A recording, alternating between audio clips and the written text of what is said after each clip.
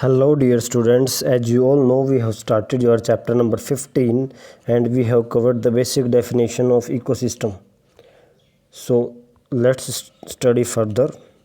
So in the last lecture we have done the definition of ecosystem, in which we have studied that ecosystem is having the living component as well as the non living component.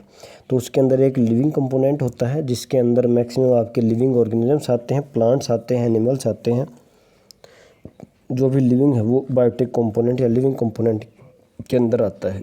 इसके साथ साथ वहाँ पर abiotic components होते हैं। Biotic components के अंदर वहाँ पर वाटर कितना है, रेनफॉल कितना है, सॉइल कैसी है, विंड कैसा है, टेम्परेचर कैसा है, तो ये सब आते हैं आपके। तो देखिए थोड़ा सा रिवाइज करते हैं पीछे का। An ecosystem consist of biotic components which is having all the living organism as well as abiotic components which is having physical factors like temperature, rainfall, wind, soil and minerals। तो इसमें हमने example पढ़ा था इसके बारे में, garden ecosystem, जिसके अंदर हमने अलग अलग लिविंग कंपोनेंट्स को देखा और नॉन लिविंग कंपोनेंट्स के देखा। लास्ट में हमने जाना था कि जो इकोसिस्टम है इसको हम दो भागों के अंदर बांट सकते हैं। पहला होता है नेचुरल इकोसिस्टम और एक होता है मैन मेड या फिर आर्टिफिशियल इकोसिस्टम। आगे बढ़ते हैं।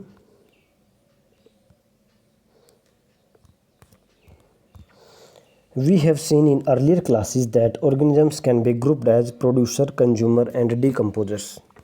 तो आपने लास्ट क्लासेस में पिछली क्लासों में पढ़ा होगा कि हम ऑर्गेनिजम्स को तीन कैटेगरीज के अंदर बांट सकते हैं। एक प्रोड्यूसर्स होते हैं, एक कंज्यूमर्स होते हैं और एक डिकम्पोजर्स होते हैं, according to the manner in which they obtain their substance from the environment. तो ये किस बेसिस के ऊपर इसको डिवाइड किया गया है कि भाई किस तरीके से वो ऑर्गेनिज्म सब्सटेंस को, मतलब हम बात करें फूड को, एक्चुअल में फूड को मतलब न्यूट्रिएंट्स को कैसे वो एनवायरनमेंट से एक्सेप्ट कर रहा है, ले रहा है। तो उस बेसिस के ऊपर हम ऑर्गेनिजम्स को तीन कैटेगरीज के अंदर बांटते हैं। प्रोड्यूसर होगा जो प्रोड्यूस करेगा, कंज्यूमर होगा जो प्रोड्यूस हुआ है उसको कंज्यूम करेगा, और डिकम्पोजर होगा जो भी चीज़ें हैं उसको डिकम्पोज करेगा। जैसे कि अगर एग्जांपल्स की बात किया जाए तो प्रोड्यूसर्स के अंदर मेनली प्लांट्स आते हैं या ऐसे लिविंग ऑर्गेनिज्म जो फोटोसिंथेसिस कर सकते हैं, जो अपना फूड खुद प्रिपेयर करते हैं, ऑटोट्रोप्स हम बोलते हैं। तो इसके अंदर मेनली फोटो ऑटोट्रोप्स और कीमो ऑटोट्रोप्स दोनों आते हैं। प्रोड्यूसर्स के बारे में आप एग्जांपल देखिए, मेनली प्लांट्स हैं। जैसे कि हम अगर यहाँ पर फॉरेस्ट इकोसिस्टम का एग्जांपल लें तो उसमें जो भी ग्रीन प्लांट्स हैं सभी वहाँ पर प्रोड्यूसर का काम करेंगे। कंज्यूमर कौन रहेगा? तो जो इन्होंने फूड बनाया उसको जो कंज्यूम करेगा, मतलब उसका जो इंटेक करेगा, मतलब जो भी हेटेरोट्रोप्स हैं जो फूड के लिए प्लांट्स के ऊपर डिपेंड हैं, वो सब कंज्यूमर्स रहेंगे। जैसे कि अगर फॉरेस्ट इकोसिस्टम की बात करें तो उसके अंदर जितने भी ऑर्गेनिजम्स हैं, जितने भी एनिमल्स हैं, वहाँ पर सब कंज्यूमर। और लास्ट होता है आपका डिकम्पोजर्स। तो डिकम्पोजर्स क्या होते हैं? जो डिकम्पोज करेंगे, जो उसको ख़त्म करेंगे, जो भी नीचे धरती में गिर चुका है या कहीं भी उसको डिकम्पोज करेंगे, उसको सोल्यूबलाइज करेंगे सॉइल के अंदर। इसके अंदर जो आपके अलग अलग माइक्रोब्स आते हैं, बैक्टीरिया, फंजाई आते हैं जो कि इसको सड़ा गला देते हैं, मतलब जो भी बायोडिग्रेडेबल मटेरियल है उसको डिग्रेड करने का काम करेंगे, वो डिकम्पोजर्स होते हैं। तो मतलब ये अपना जो सब्सटेंस यानी फूड है उसने इसको कहाँ से प्राप्त किया? तो डेड एंड डिकेइंग मैटर, या फिर हम कहेंगे कि from dead organic matter. Consumers ने कहाँ से प्राप्त किया? From autotrophs. और जो प्रोड्यूसर्स है उन्होंने क्या किया? अपना खुद प्रोड्यूस किया, ओन प्रोड्यूस सब्सटेंस जो है यानी फूड जो है उसको खुद प्रोड्यूस किया है। Let us recall what we have learned through the self-sustaining ecosystem created by us above। तो एक सेल्फ सस्टेनेबल इकोसिस्टम मतलब एक ऐसा इकोसिस्टम जो खुद ही अपने आप को मेंटेन किया हुआ है। यदि हम बाहर से उसको कुछ भी ना मिले तब भी वो अपने आप को मेंटेन रखेगा।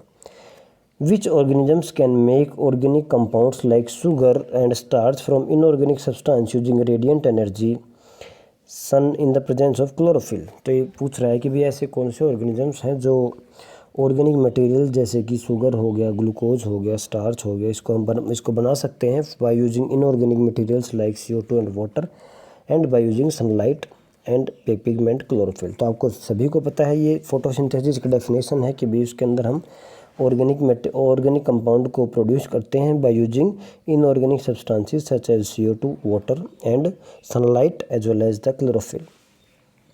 तो देखिए, all green plants and certain bacteria which can produce food by photosynthesis come under the category are called producer. तो प्रोड्यूसर किसको बोला गया? जो भी फोटोसिंथेसिस कर सकते हैं। Organisms depend on producers either directly or indirectly for the substance. These organisms which consume the food produced by either directly from the producer or indirectly by feeding on the other consumers are called consumers। अब consumers क्या हैं? जो food के उसे जो plant ने food बनाया उसके ऊपर डिपेंड है, या ऐसा नहीं है जो उसके बाद जो कंज्यूमर्स के ऊपर जो डिपेंड है वो भी क्या है? कंज्यूमर ही हैं। जैसे कि अगर मैं आपको एग्जांपल समझते हैं, एक फॉरेस्ट की बात करते हैं तो सबसे पहले फूड बनाता है आपका प्लांट्स। तो हम कहेंगे पहले जो प्रोड्यूसर हो गया प्लांट। अब प्लांट को खाता है मान ली गोट, तो बकरी खाती है पत्तों को, तो गोट क्या हो गया? वो हो गया कंज्यूमर। मतलब पहला कंज्यूमर तो हम कहेंगे दिस इज़ प्राइमरी कंज्यूमर। अब गोट को मान लो खाएगा लोयन, लोयन क्या हो गया? Secondary consumer. मतलब ये भी क्या है? कंज्यूमर ही है। अब मान लीजिए गोट की डेथ हो चुकी है और वो मर चुकी है और उसको मिट्टी में पड़ी हुई है वो। अब यहाँ पर किसका काम आएगा? डिकम्पोजर्स का। जो भी माइक्रो ऑर्गेनिज्म प्रेजेंट है वहाँ पर इस गोट को डिकम्पोज करेंगे, धीरे धीरे इसकी हड्डियों को सड़ाएंगे, गलाएंगे। ये कम समय का काम नहीं है, काफ़ी लंबा समय लग सकता है। तो ये जो प्रोसेस होगा इसके बाद इसको सोल्यूबलाइज कर देंगे, मिट्टी के अंदर मिला देंगे। लगभग इसकी स्किन हो गया, बोन्स को थोड़ा नहीं कर पाते, बहुत ज़्यादा समय लगता है डिकम्पोज होने में, लेकिन बाकी बॉडी पार्ट्स को डिकम्पोज कर देते हैं। तो वो कहाँ से आ गया? डिकम्पोजर्स। तो आपको समझ में आया होगा, प्रोड्यूसर प्लांट हो गया, कंज्यूमर गोट हो गया, लोयन हो गया, या बीच में और भी कोई आता है। मान लीजिए प्लांट्स को बर्ड्स भी खाते हैं, तो बर्ड्स को मान लीजिए कुछ कोई और खा रहा है, फिर उसको कोई और खा रहा है, तो एक चेन बनी हुई है जिसको हम फूड चेन कहते हैं। आप आगे पढ़ेंगे अभी।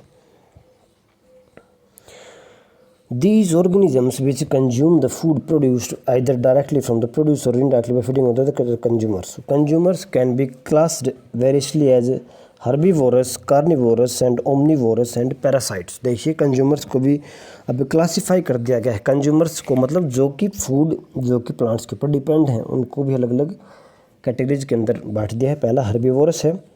हर्बीवोरस क्या है? जो कि हर्ब्स खाते हैं, जो कि प्लांट्स को खाते हैं।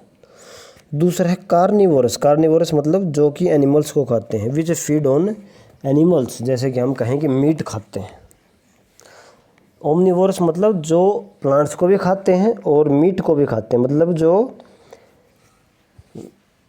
वेजिटेरियन भी हैं और नॉन वेजिटेरियन भी हैं, दोनों हैं। पैरासाइट्स क्या होते हैं? तो आपको पैरासाइट्स पता है कि भाई ये कोई भी एक ऑर्गेनिज्म, कोई भी एक पर्टिकुलर पैरासाइट एक दूसरे ऑर्गेनिज्म के ऊपर डिपेंड होता है। वो किसके लिए डिपेंड होता है?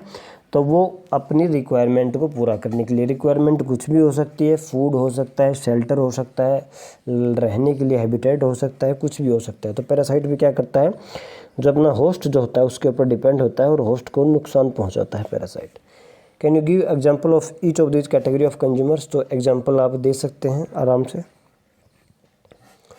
देखिए, imagine the situation where you do not clean the aquarium and some fish and plants have died. तो कुछ सिचुएशन को याद कीजिए, जो आपका एक्वेरियम है, जो मछली जहाँ पर रहती हैं, तो वहाँ पर आपने उसको साफ़ नहीं किया कुछ समय के लिए और वहाँ पर कुछ मछलियाँ और प्लांट्स मर चुके हैं।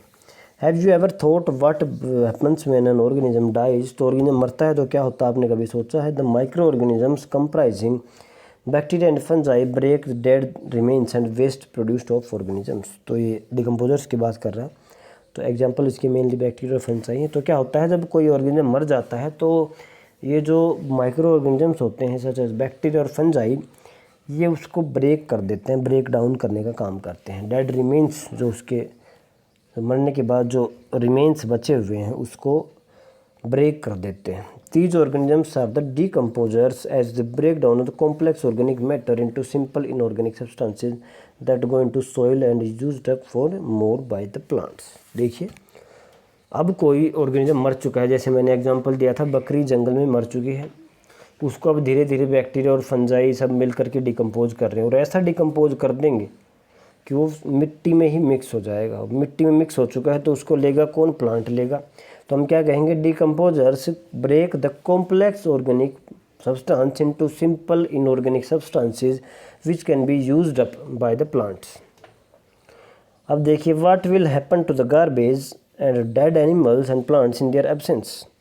तो क्या होगा कि अगर ये डिकम्पोजर्स ना हो तो हमारा सब इकोसिस्टम, सब नेचर वो इम्बैलेंस हो जाएगा। What will be the natural replenishment of the soil take place even if the decomposers are not there. तो ये जो मिट्टी का दोबारा से रिप्लेनिशमेंट हो रहा है उसका क्या ऑप्शन रहेगा। तो इसके बाद आपका नेक्स्ट टॉपिक स्टार्ट होता है food chain and food web. इसको हम नेक्स्ट वीडियो में करेंगे। इससे पहले जो आप कर चुके हैं वो इकोसिस्टम है, टाइप्स ऑफ इकोसिस्टम है। उसके अंदर हमने इकोसिस्टम कैसे काम करता है, उसके अंदर 3 चीज़ें होती हैं, प्रोड्यूसर, कंज्यूमर और डिकम्पोजर। उसके बाद मेन जो इकोसिस्टम, अगर हम कहें अल्टीमेट सोर्स ऑफ एनर्जी, जो पूरे अर्थ के जितने भी इकोसिस्टम हैं उनको मेंटेन किए हुए, तो वो है sun. Sun is the ultimate source of energy for all the ecosystem present in the earth. अगर हम अर्थ को ही एक इकोसिस्टम माने तो उसके अंदर भी सन क्या है, सबसे ऊपर आएगा। सन से ही सब कुछ चल रहा है। तो इसको हम अब इकोसिस्टम के रेस्पेक्ट में ही हम फूड चेन्स की बात करेंगे और फूड वेब।